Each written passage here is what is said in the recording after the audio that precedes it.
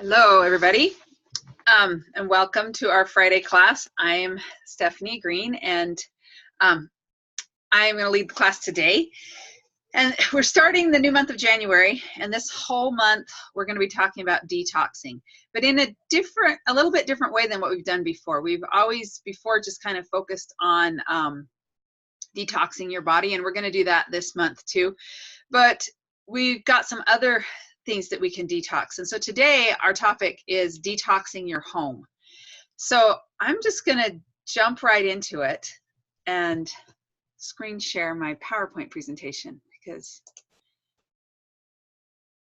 I took a while preparing a PowerPoint presentation. I actually did one this time, which isn't something I normally do. Here we go. Okay, so detoxing your home. So to start off with, just so you know where I came up with the idea for this class, when we were discussing our ideas for January and having it be a detox month. Sorry, I got something tickling my throat. I've had a goal for the whole last year. I've been trying to really go through my house and get organized. It's been a goal for a long, long time, and I'm finally actually getting it done. And so I wanted to teach this class to kind of share with you a little bit of my journey and what I'm learning along the way, and hopefully, and how I'm incorporating oils into this idea of detoxing your home, and just kind of share what it is I'm doing. So to start off with, what are the toxins in your home? Now, we've talked about toxic chemicals and all of that kind of stuff, but these are different kinds of toxins that are in your home. A toxin is basically something that drags you down, something that can make you sick or can inhibit your progress. So the toxins in your home can be clutter, just stuff laying around, disorganization, dirty dishes, dirty laundry, jobs that never seem to get done. And these are the ones, this is from my house. I'm kind of using my personal experiences here. Things like dusting. When you walk through a room and you look at the shelf and you see that you could write your name on the shelf because it's so dusty. Your tile grout looks black and nasty because it hasn't been scrubbed. Mopping floors doesn't happen as often as I would like to, but it's one of those jobs that seems to not get done sometimes. We just get busy and we have kids and pets and life, and mopping floors doesn't happen. Folding and putting away laundry. I can seem to get it washed and dried, but getting it folded and put away is sometimes quite a feat. Vacuuming the stairs.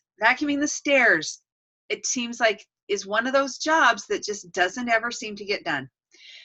You get everything else can be clean and neat and tidy, and those darn stairs are covered in pet hair and kid stuff. They're so messy. Gross bathrooms is another toxin in our home. Cupboards that are just overflowing with stuff, and messy bedrooms. Just put it down here for me, that's fine. So these are some of the toxins that can be in your home. Son? No, honey, I'm in the middle of a class. Can you stop? Sorry. Anyway, these are some of the toxins that can be cluttering up your house, that can be weighing you down. Really, truly, as I've studied a little bit more about this idea of detoxing your home and this idea of toxins, we are always talking about getting the toxins out. Why do we want to get toxins out? Why do we want to detox our bodies? Why do we want to get rid of the toxic chemicals in our home? It's because those things make us not feel good. These toxins that are right here, clutter, disorganization, all of this stuff, it can make you physically not feel well. It can make you emotionally not feel well when you are surrounded by these toxins in your home. So in my journey, when I look for something that I'm trying to learn, when I'm trying to figure something out and I don't know what to do, my first instinct is to look for a book. That's what I do. I am a reader. I'm a learner. I love to read and learn. So over the past few months, I have reread these two books right here, Sync Reflections. It's written by a lady named Marla Silly. She's also known as the Fly Lady online. And then The Life-Changing Magic of Tidying Up by Marie Kondo. And she is the one that has created the KonMari method. And you can see she has a show on Netflix. She's all over the place. So I've read these books before. I reread these books in the last couple of months. And the first time I read them, I kind of got the ideas. The second time I read them, I'm getting things, I got it a little more. I'll probably have to read them a third and a fourth time to really fully understand the concepts. But from reading these two books, all of what I'm going to show you today came from these two books. So in the two books, there were 4 steps to detoxing your home, and both authors had the same steps. They went about it a little bit differently, but they were the same steps. The first one is bless your home every day. Thank it for what it does for you. And when I read that at first, I thought, well, that's kind of weird, but maybe not. You think about our home. If you think about your home as kind of a living thing, a living part of your life, it's a part of your family. What does your home do for you? It provides us with protection. It provides us with safety and security, and it provides us with a place that we can gather as a family. So bless your home every day. Thank it for what it does. Maybe take a minute every day to think about how grateful you are for your home. And think about what it is that having the home you have gives to you, why you like the space that you are in, and thank your home. Number 2 is discard anything that doesn't bring you joy. Number 3, organize what is left. And number 4, create routines that are easy to follow so that you can stay organized. That's really it. Just 4 simple steps. So I'm going to go through each one of these, and then at the end, I'm going to give you some oils that I've been using along the way, blends and some things that I've been using that have helped me with this process. And I'm not there yet. As you can see, I have not gotten to my books. My books are a mess behind me, but I'm not there yet. So I'm getting there. But these are the steps. So the first one, declutter. I loved this quote from Marla Silly. She said, "You can't organize clutter." How often do we take a space that it's a cluttered space, like my bookshelf back here, and we just try and organize the clutter? We try and make it look nice. We try and set it up in a way that it's going to look pretty. But in the end, it's really still just clutter. It's just a mess. You can't organize clutter. So what is clutter?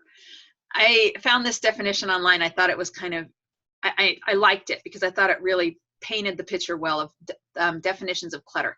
Anything that you don't need or love is clutter. There's useless trash lying around and taking up space. That's clutter. A delayed decision. I thought that was interesting. A delayed decision. Sometimes clutter represents a decision that we need to make, that piece of paper that we got in the mail that we need to decide what we're going to do with it. Maybe it's something from the insurance company, or maybe it's something from the bank, and we just don't know what to do with it. And so it's sitting on a desk, or it's sitting on a counter, and it's just sitting there. It's a delayed decision. Any distraction that gets in the way of a remarkable life is clutter. Old ideas, toxic relationships, and bad habits are clutter. Anything incomplete, broken, or needing repair, or physical manifestations of unmade decisions. So physical manifestations of unmade decisions, that would be things like maybe that project that you started 2-3 years ago and then got distracted and never went back to it, and still haven't gone back to it because you're really not that interested in it anymore, but it's still sitting there. It's an unmade decision, and it's a physical manifestation of an unmade decision. So what do we do with the clutter? There's 2 different approaches from the 2 books that I read. The first one, Marie Kondo's approach, is do it all at once. And then Marla Silly's approach is a little at a time. So I'm going to go through and kind of explain these, and I'm going to tell you what I'm doing and how I'm actually taking the 2 and putting them together. So Marie Kondo talks about sorting everything by category, not by location. And this is actually really brilliant, because if you think about your house and you think about the stuff in your house, you probably have some of the same stuff in different rooms. Some people have a closet full of clothes in their bedroom, and then more clothes maybe in a spare room. Or some people have, I know this is one I'm guilty of, I have first aid stuff in my bathroom that's in the master bedroom, and I also have first aid stuff in the bathroom that's in the kids area, the guest bathroom, and it's kind of scattered in different places. So she talks about sort things by category, not by location. So if you're going to go through all your first aid stuff, for example, get it all in one place so that you can see what you have, because you may have duplicates. You may have 3 or 4 or 5 things of Correctex that have been opened and just scattered in different places all around your house, and you didn't even know it. Or you may have several boxes of Band-Aids that are all in different bathrooms or in different cupboards, and then when your kid comes and needs a Band-Aid, you can't remember or find where they are, but you have lots, you just can't find them.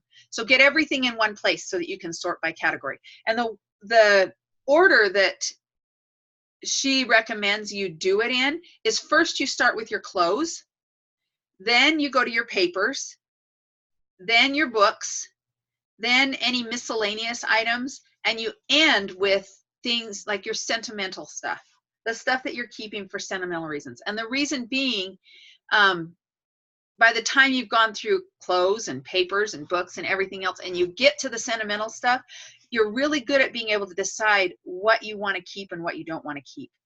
And Marie Kondo talks about pulling everything out and touching it, handling it, looking at it, feeling it, and giving yourself a chance to feel emotion about that article, that item. Is it something that brings you joy, or does it something that brings you frustration or upset? If it's something that brings you joy, then keep it. It doesn't really, and this is another thing I love about the way Marie Kondo goes about organizing things. If it's something that brings you joy, keep it. It doesn't matter if that t-shirt's a little bit worn out, or maybe if you have another t-shirt that is better. If it's one that you really like, go ahead and keep it and don't feel bad about it. If it brings you joy, keep it. So decide, that's your decision factor as you're deciding what to keep and what to throw away, is if it brings you joy, keep it, and then keep only the things that bring you joy. If it's something that you touch and you handle and you think, oh, I really don't know if this is something I really want to keep, you probably don't really want to keep it. If it's something that really doesn't resonate with you and you go, oh yes, I love this item, then don't keep it. So that's the Marie Kondo way. The Fly Lady way, or Marla Silly's way, is a little different. She talks about more doing it a little bit at a time, because sometimes, I know when I first read Marie Kondo's book, it was very overwhelming to me to think about going through my house and I have a lot of books. This that you see behind me is just a small portion of what I have. I'm a homeschooler, and so I collect books. I have books upon books upon books. And so the thought, honestly, of taking every single book that I own off of a bookshelf and putting it in piles, that is really, really overwhelming to me because there's so much. So the other way about doing it is to do a little bit of at a time. And Marla Silly talks about putting out hot spots. Hot spots are things like, if you think about your house, are there places that just seem to breed clutter? Okay, for example, my living room couch. I showed you this picture right here, earlier. Where was it at? Oh, maybe this one right here. I picked this because this is what my living room couch looks like a lot of the time. My kids come in from practice, basketball practice, they throw their shoes, their ball, their gym bag, everything goes on the couch. They come home from piano lessons, music goes on the couch. They come home from band, the clarinet, the music folder, everything goes on the couch. And before I know it, my entire couch is full of stuff. So that would be a hot spot. Places that, and clutter breeds clutter. When you have a place in your home that likes to gather stuff, you're going to have, that's where everything goes. Another spot, you can't see it right now, but it was right beside me on my desk. If I even get a little bit of stuff piled up here, pretty soon there's a big pile of stuff because everybody comes and they dump it here. Whatever they don't know what to do with, it goes on mom's desk, or it goes on the couch, or we have another section of counter in our kitchen that just gathers stuff. So think about those hot spots. Let me go back to that. Think about the hot spots in your home. What are those places that gather stuff? And start by just getting rid of the stuff that's in the hot spots. Keep those clean. Give things a home. And everything that you own should have a place that it belongs. If it doesn't have a place that it belongs, then you need to either get rid of it or find a place that it belongs, because everything needs a home. Everything needs a place where it can, when I was reading Marie Kondo's book, the thing that struck me that I thought was interesting is she talks about items as being living things and as having feelings. And your purse, for example, does your purse have a home? That when it's not on your shoulder or going with you to town, that it sits, that it's its place to rest, its place to be, that it can feel at home. And I know that sounds kind of corny, but when I read that, that really resonated with me. And I thought about the things in my space and my stuff. And I thought, yeah, things need a home. Megan has her hand up. Go ahead.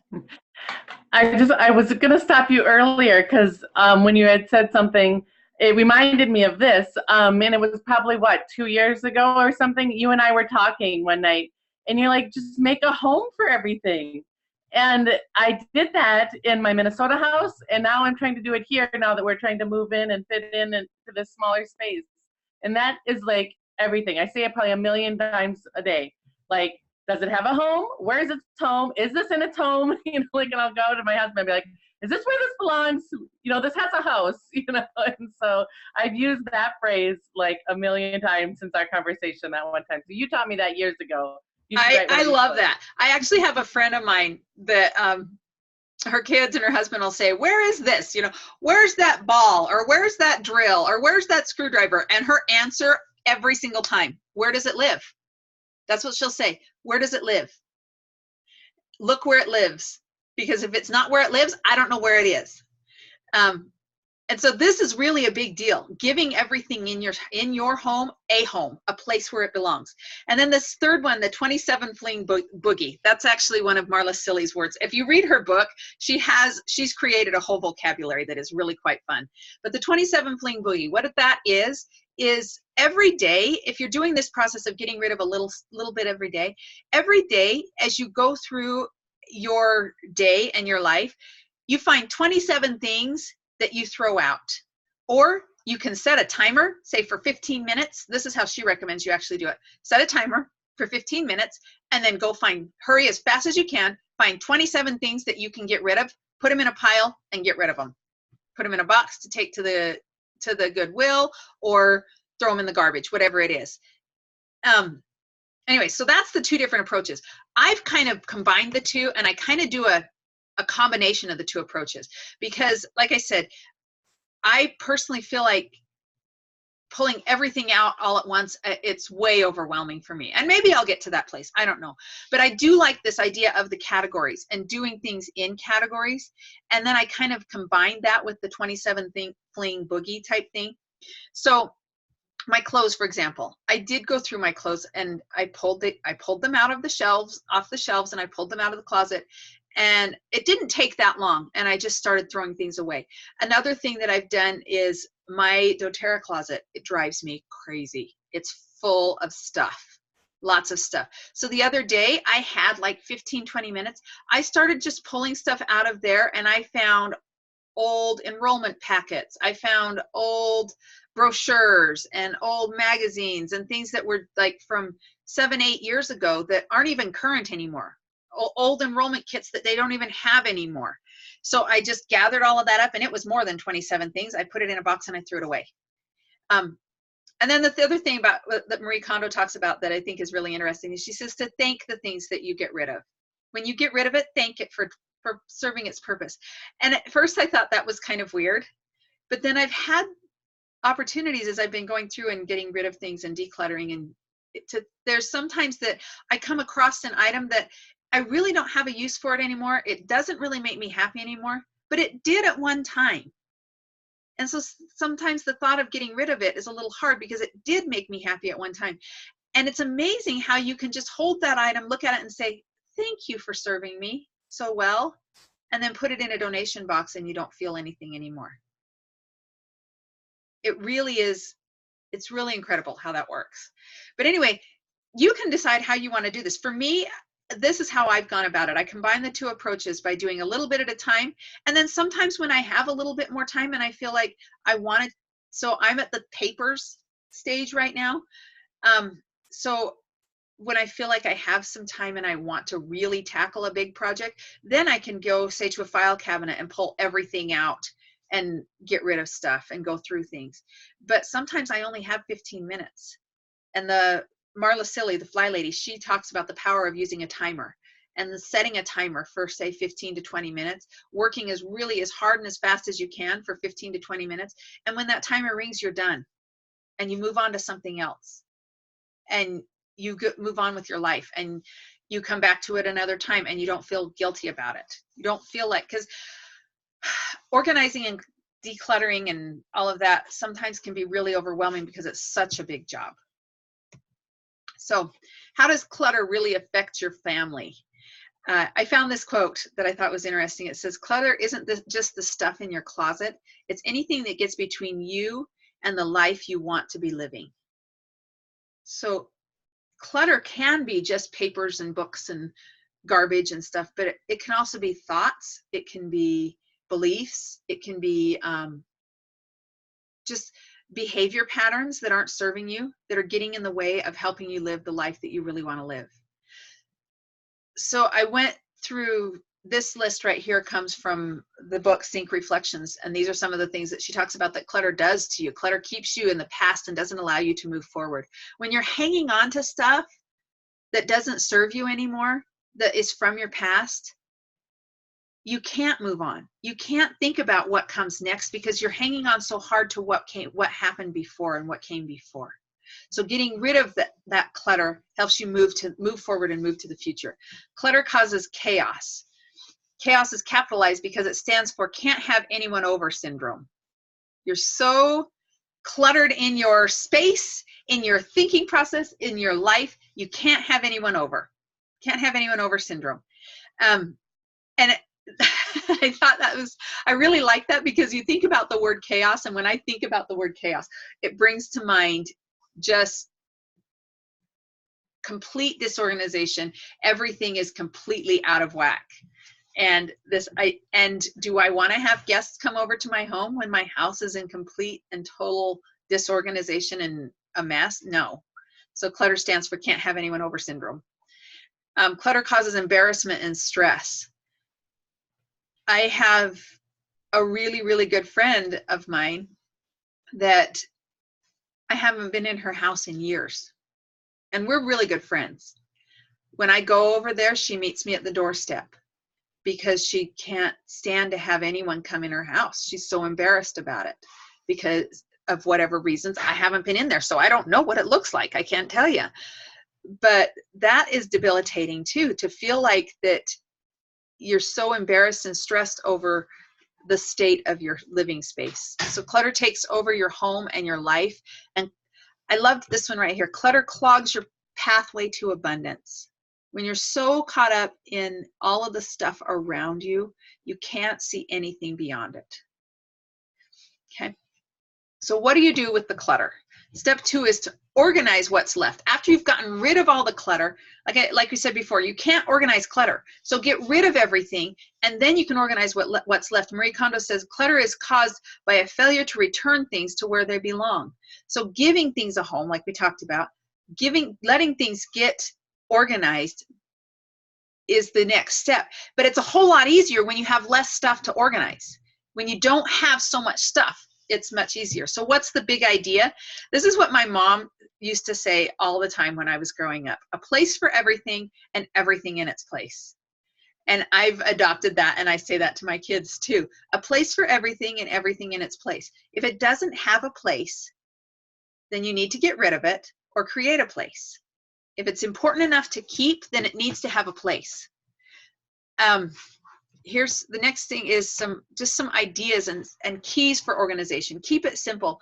It's really easy to get carried away. There's so many. You can get online, if you just put in organizational tools or put in organization to Amazon, you'll get thousands and thousands of different bins and boxes and shelves and different ways to organize.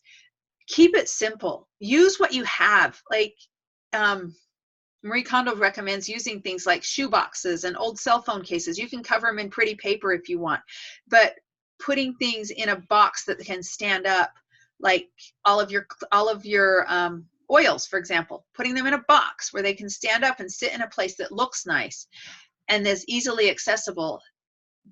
frees up space and frees you up emotionally as well. Things, think about the things around your home and put the things away where it makes sense to you. It's not about following somebody's pattern of what, you can go online and you can buy books and everything too that will give you a list of where to put things away. Certain things going in the bathroom or certain things going in the kitchen or in the laundry room. Put things away where it makes sense to you. As you are organizing your stuff and you hold each item in your hand, think about your home. Like we talked about the home, being grateful for your home and thinking about your home as maybe a living part of your family. Think about where your home would like that thing to sit in there. Where does it look good? Where does it feel good? And that's where you put it. And it doesn't have to resonate with anybody but you and your family. Somebody else might come in and open your kitchen cupboard and go, oh my gosh, why are your cups in this cupboard? This is so silly. It doesn't matter. It works for you. It's where you feel like it works for you and your family. So put those things away. And then group things together, group like things together. When you handle an item, think about what other items that you have like that in your house and put them in the same place. And here's another key that we get caught up in. Don't keep multiples of the same thing unless you have a designated storage space for it. Like for example, I do have multiples of different oils because there are certain oils that I like to have 2 or 3 of them. But I have a space that's designated in my house for them. Or I don't like to run out of toilet paper. So I buy a lot of toilet paper. But I have a space that's designated for that toilet paper.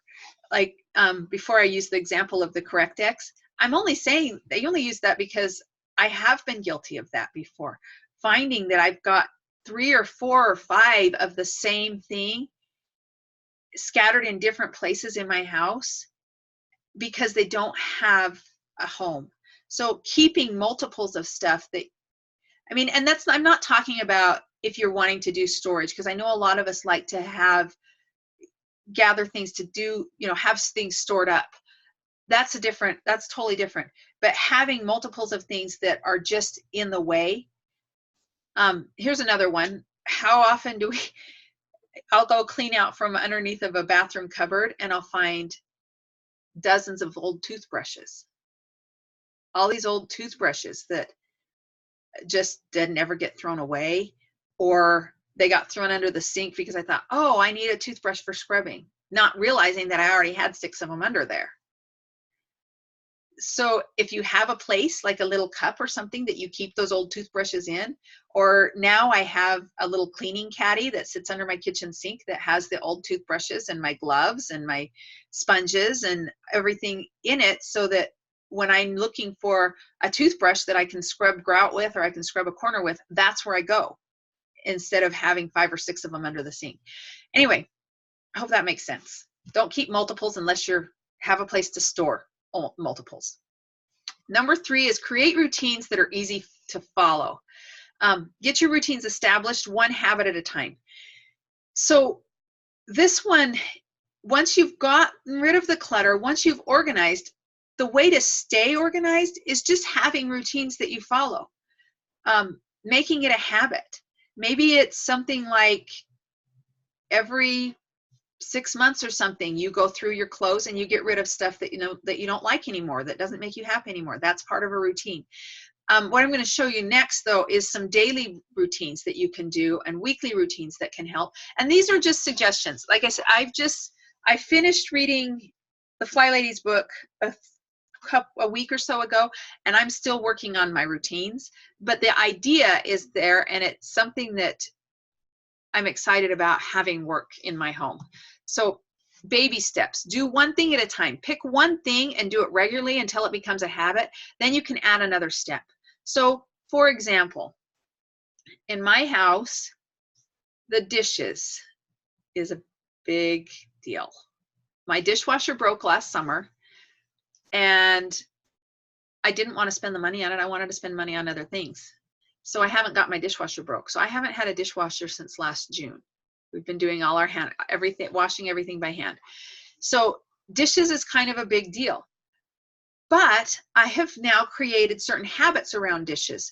For example, we do our nightly cleanup where we wash the dishes, we clean the kitchen, and I will often stack the dishes on the counter to dry. Then part of my routine is first thing in the morning, I get up and I put those dishes away so that we have a clean counter so that we can be washing dishes and putting them to dry throughout the day. That's one habit that I've established that it's now working pretty good. It's not a big deal for me to get up in the morning and put the dishes away. It takes me 2 minutes, maybe 3, to put those dishes away.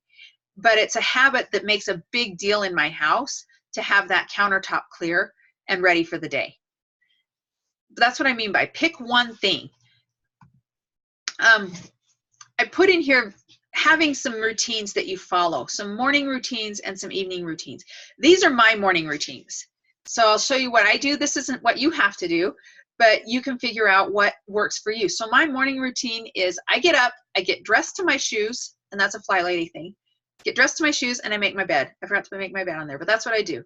Dress to your shoes is kind of the reason that's a big deal is you think about in the day, if I don't have my shoes on and the dog runs out the door and I've got to go chase the dog, what do I do? Or the other one that drives me nuts, the garbage can is full and I turn to my kids and I say, will you take the trash out? And none of them have shoes on. You think about all the things that you can't do if you don't have shoes on. So getting your shoes on is that for me is a big deal. First thing I do in the morning, put my shoes on so that I can get going with my day. God breezes, that's a fly lady term also that I liked. That's spending a little bit of time every day connecting with your higher power and being open to hear and listen to what you might receive. God breezes can be spending some time doing some journaling or meditating, and it doesn't have to be a long time, just a few minutes. Sometimes for me, it's listening to a podcast while I put the dishes away or while I start a load of laundry. So the next things on here is put the dishes away, start a load of laundry, fold the load that was in the dryer from the night before. I'll sometimes just put a podcast on and listen to that while I'm doing those things, or take a few minutes and sit down and I will read something from my scriptures because that's something that I like to do. But just spending a few minutes every day connecting with your higher power is very, very empowering. Then, like I said, my next things, put the dishes away, start a load of laundry, fold the load from the dryer. And this right here literally takes me about 30 minutes to do. If your routines are so complex that you can't remember what you're supposed to do, then there's too much to the routine. It's too big of a routine. You need to cut it down. This is what I get done before, I get that done usually before 8 o'clock in the morning, because by 8 o'clock in the morning, I go to the gym. And for me, I have to go to the gym. I have to work out because it's part of what makes me feel good. And then I come home and I shower. And after I shower, I straighten up my bathroom. And I learned this from the books I've read, but also from just watching and seeing around me what people do. And also I had a chance in our church, I'm a member of the Church of Jesus Christ of Latter-day Saints, and we have a temple that's right in Twin Falls. And we get the opportunity every once in a while to go clean that temple. And when you go clean it, there's really not much to clean. It's not dirty. It's not dirty at all. You're lucky if you get a little fleck of dust on a wash rag when you wipe a countertop. But I was asking the last time I went to clean the temple, and I asked the people in charge, I said, how often do you do this whole routine? Because they had little cards with jobs written down that you had to do. And I ended up with the bathrooms, which I was going through every bathroom, and I wiped the counters, I wiped the toilets, and I swept and wiped and mopped the floors. And they said, oh, we do this every day. And I thought, oh my goodness, you do this every day? That's a lot. So I came home and I thought, okay, well, I've got to do this every day. Well, then I was reading in the Fly Lady's book, and she talks about if you do something every day, then the next day there's one less thing to do. So if you just maybe wipe your toilet down one day, then the next day your toilet's clean and you can wipe the counter. Or you can pick up the floor and sweep it. So I just straighten up the bathroom. A lot of times, like I said, what that means is I just grab the hand towel that's hanging on the rack from the day before, and I wipe the sink out. I take a toilet brush and I swish it around the toilet, and I I keep a spray bottle in my bathroom that has the On Guard cleaner concentrate in it. I spray down the toilet and wipe it with a paper towel. It takes me less than 10 minutes and I'm done. And then my bathroom's ready to go for the day. It's clean. It's clean. If somebody wants to come and use my bathroom, I'm not embarrassed to have them go in my bathroom because it's straightened up. And so this whole routine, now working out, I work out, it's an hour and a half every day. So if you take out that hour and a half, all of this takes maybe 30, 40 minutes to do, which isn't very long every morning. And then in the evening, getting yourself ready for the next day. This is my evening routine. I clean my kitchen after dinner. We do a family hotspot drill. That means basically what we do is I tell my kids, everybody pick a hotspot and go clean it up. And my 7-year-old has chosen the desk. This is his hotspot. Every night he checks it and cleans it up.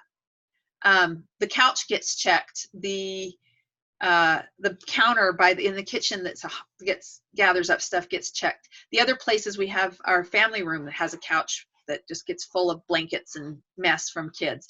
That place gets taken care of. And then we say our family prayers and we go to bed. And this takes, cleaning the kitchen and doing the dishes is the longest part. It probably takes another 30 or 40 minutes in the evening. So in an hour each day, 30 minutes in the morning, 30 minutes in the evening, I'm able to have enough stuff done with these routines that I can keep my house up to a state that I don't feel embarrassed if somebody was to come over. I don't, if somebody just comes and pops in, I'm okay because our hotspots are cleaned up, my bathrooms are straightened up, and my kitchen's not a mess. And it's done by just these routines. Some weekly things that the Fly Lady recommends is giving each day something that a purpose. And this is her list. This isn't mine. I haven't gotten this far yet on giving my each day a purpose. But having, say, Monday be your cleaning day, do a home blessing hour. What this is actually brilliant. I did it this week and it was amazing. I set the timer for 1 hour. I divided up the jobs in my house. I sent one kid to do all the vacuuming. I sent another kid to empty all the trash cans and straighten up the bathrooms. And then I had another kid who was supposed to go through and pick up everything off of all the floors. And then I had a kid that was supposed to dust. And I set the timer for 1 hour and I told them, and they were like, oh, Mom, that's so much work. Oh, and they had to change the sheets on their beds too. Change their bed sheets and straighten their bedrooms.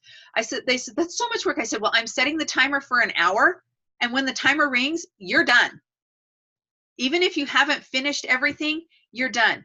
They were all done before the timer rang. They had their bed sheets changed and my house was clean. The floors were all vacuumed. Everything was picked up. The dusting was done. The bathrooms were cleaned and the trashes were all taken out. And it took 1 hour of dividing up the chores with my kids. And then they were off and I said, okay, you can have the rest of the day now. You've done your chore for the day. And they were like, really? That's it? And my husband says to me, he says, well, how often do we have to do this? I said, once a week. Once a week. And I kept working and mopped my floors because I wanted that done. But it was amazing. So Monday, cleaning day. Tuesday, zone day. So what that means is you divide your house into 5 different zones.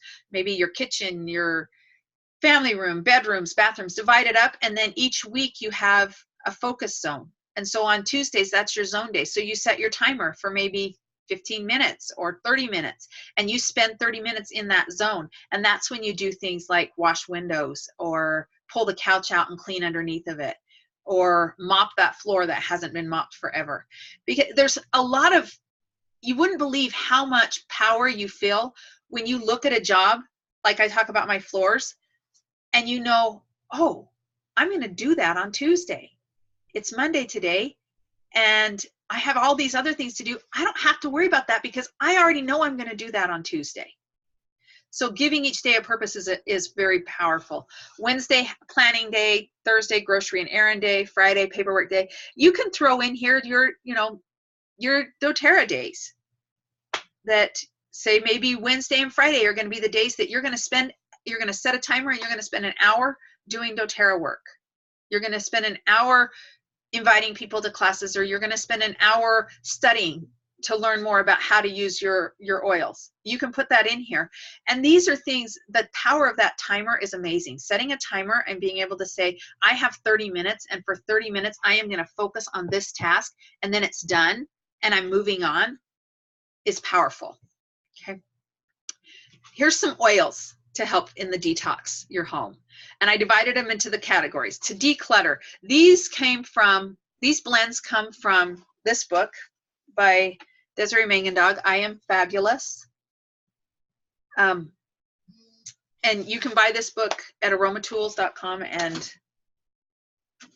that's where I got it. Anyway, Bye Bye Baggage is a blend that helps you just release stuff and clear the clutter. There's 2 clear the clutter blends. There's one that is a diffuser blend, and I love to diffuse that. It's 2 drops of lime, 2 drops of lemongrass, and 1 drop of Douglas fir, I think. Let me look. I don't want to tell you wrong. 2 drops of lemongrass, 1 lime, and 1 Douglas fir. This is the one I love to diffuse this, maybe during our home blessing hour, or when I'm working on just going through stuff and decluttering, getting rid of things.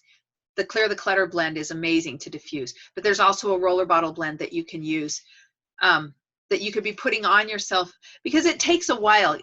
We talked about the baby steps. You can't expect to go from where you are right now to being completely clutter-free and everything organized and everything, all your routines in place overnight. It takes a while. It may take you as long as 6 months to a year. It's taking me that long just to get to figure out what I want to do. So give yourself the time, but you can use these roller bottle blends during that time to help you. The Getting Organized, On My Path blend and I Am Free blend are great ones, and those are from the I Am Fabulous book. And then just the Balance oil to help you be grounded, the Balance blend from doTERRA.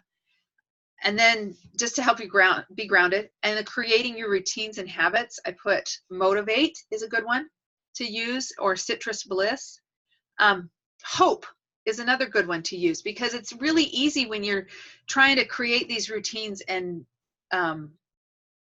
figure out what to do to keep your home in order and keep it detoxed.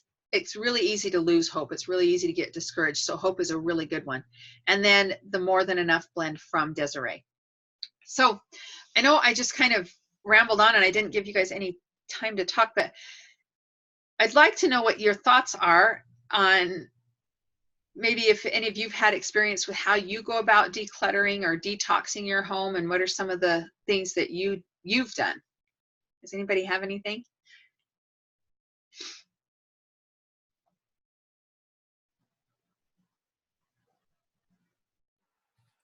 So I like the at night in the kitchen of making sure all the dishes are done, the counter is wiped down, because it's frustrating in the morning when you wake up and maybe you want to make a little bit of breakfast, but then you have to wash the dish before you can cook the breakfast.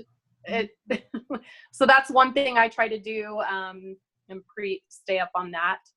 And then tidying up after I'm done in the bathroom, whether just wiping out the sink and area, putting everything away. Not always, and definitely making the bed. Yeah, making the beds is huge for me. My kids, not so much, but for me, I have to have my bed made. There's just something about being able to walk. There's 2 things that I've noticed. Being able to walk in my bedroom and have my bed made, even if maybe I haven't really picked up the floors and stuff, maybe there's a few things on the floor, just having the bed made makes the space feel more inviting and comfortable. And the other one for me is when I come out of my bedroom, the first thing I see is my kitchen and my kitchen sink. So getting up in the morning and being able to look at my shiny kitchen sink that I cleaned and wiped out the night before, and there's no dishes and stuff on the counter, that just for me, when I can start a day like that, it feels so good. It feels so good. Anybody else? So I love all of this that you've been sharing. I really appreciate decluttering and having a clean home, and a lot of the things you said are things that I've always had a habit of making sure the dishes are done and my house is picked up before going to bed at night so I can start the day fresh and ready. I love having my bed made as well. And it just makes a big difference. And another thing that just because for me, if I walk around my home and there's mess and clutter and just stuff, it really does weigh on me emotionally. I'm more cranky. I'm shorter with my kids. I don't have that peace inside myself when I see it all. So I try and keep it cleaned up. And we have Saturday morning is usually our family bless your home day, I guess. I'm going to call it that. I like that. We'll bless our home every Saturday morning that we're around. And it's nice to have everybody have their jobs and to all help, and it gets done a lot faster. Sometimes what we do is I like setting timers as well. We'll do like a 15-minute sprint. We'll call it a sprint, and we'll just run through the house and just do a quick pickup of, if there's just too much stuff lying around, we'll just do like a 10 or 15-minute sprint and just pick everything up and get it all clean. And then the other thing that I really like doing is before I leave on trips, I have to leave my house clean, because I love coming home to a clean house. And not even just a trip, even sometimes like if I'm just leaving to run errands, depending on how busy my day is, I just really like coming home to a clean home, to an organized home. At least when the kitchen is done, it feels like it's such a big part of the home that everything else feels better when the kitchen's clean to me. So anyways, I like all of this stuff, and I'm going to add some of these oils in with doing it. I do love to diffuse lemongrass when I'm cleaning my home.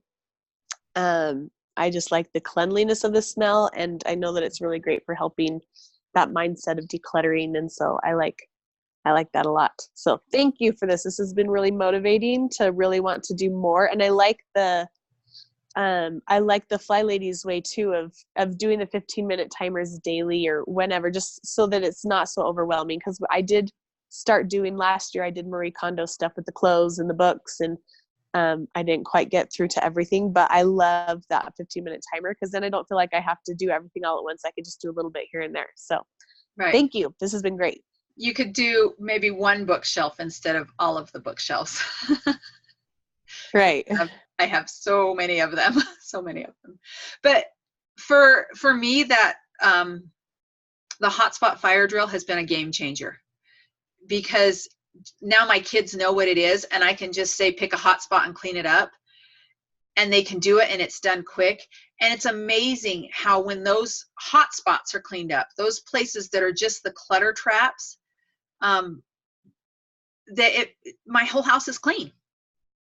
I can have, my floor may not be swept, or my dusting may not be done, but when all of those hot spots are clean, my house feels clean, because I don't see piles of stuff.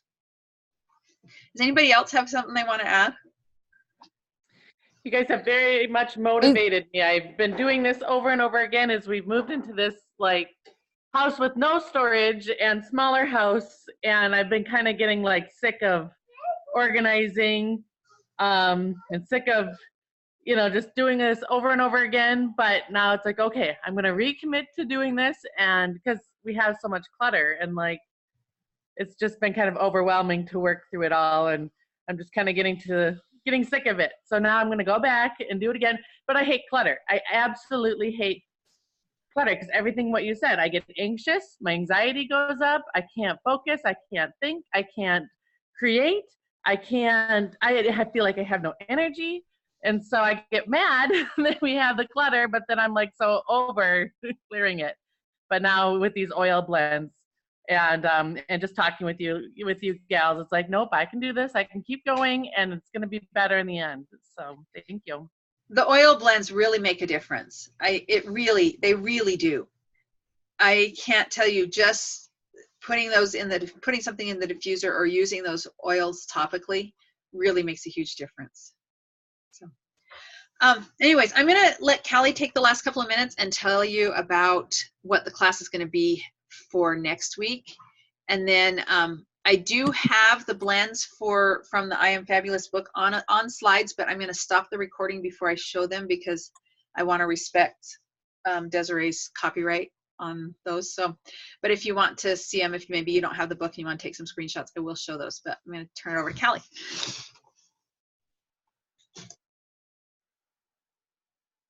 All right, thanks, Stephanie. So I just want to share a little bit about what we're going to be talking about next week on our Naturally You class. I am going to be sharing with you how to detox your skincare routine and how to support your skin from the inside out with the use of some of the supplements, and how you can incorporate the oils into your skincare routine. I know we've done this before last year, I think, if I recall.